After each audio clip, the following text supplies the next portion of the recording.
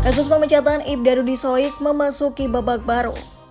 Terbaru, Komisi 3 DPR RI meminta Kapolda NTT Irjen Daniel Tahimonang Silitonga untuk meninjau ulang pemecatan Rudi yang dipecat karena membongkar kasus mafia BBM. Mereka meminta Polda NTT mempertimbangkan kembali keputusan pemecatan itu dengan tetap berpedoman kepada peraturan perundang-undangan yang berlaku.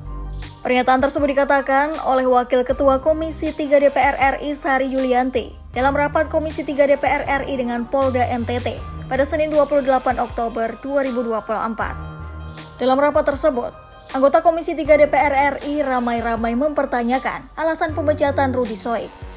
Anggota DPR RI dari Partai Demokrat Benika Rahman menilai ada kejanggalan atas pemecatan Rudi. Bahkan Beni menegaskan bahwa pemecatan ini tidak masuk akal sama sekali. Beni mencurigai adanya motif tertentu di balik pemecatan tersebut. Tak hanya Beni, anggota DPR RI dari fraksi Partai Gerindra, Rahayu Sarasvati Dirakanya Joyo Hadikusumo, juga sangat menyayangkan pemecatan ini. Menurutnya, Rudi merupakan polisi yang jujur dan telah membongkar kasus mafia BBM yang justru membuat pasokan BBM di NTT menjadi lancar.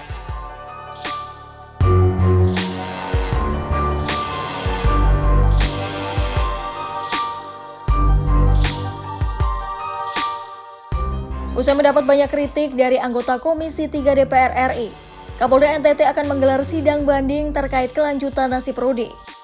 Kapolda NTT Irjen Daniel Tahimonang Silitonga menyatakan, nantinya komisi ini akan menggelar sidang banding soal Komisi Kode Etik Polri. Menurut Daniel, komisi sidang banding ini akan lebih dulu mempelajari berkas memori banding yang diajukan Rudi.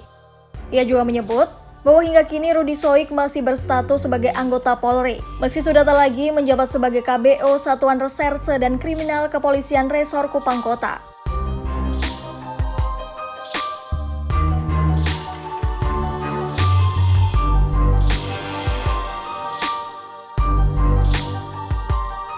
Daniel menjelaskan bahwa Rudi Soik banyak terjerat pelanggaran kode etik sebelum dipecat atas kasus pengungkapan mafia BBM. Dia membeberkan bahwa Rudi pernah ditangkap di tempat karaoke pada jam dinas dan kedapatan minum alkohol. Saat itu Rudi beralasan menggelar karaoke untuk melakukan analis dan evaluasi terkait penangkapan mafia BBM. Menurut Daniel, pelanggaran etik Rudi lainnya adalah memfitnah anggota Propam yang menangani perkara ini dengan mengklaim bahwa anggota tersebut menerima setoran dari pelaku mafia BBM. Lalu yang terakhir, Rudi pernah mendapatkan sanksi pemecatan setelah ada laporan pencemaran nama baik terkait penyegelan drum BBM.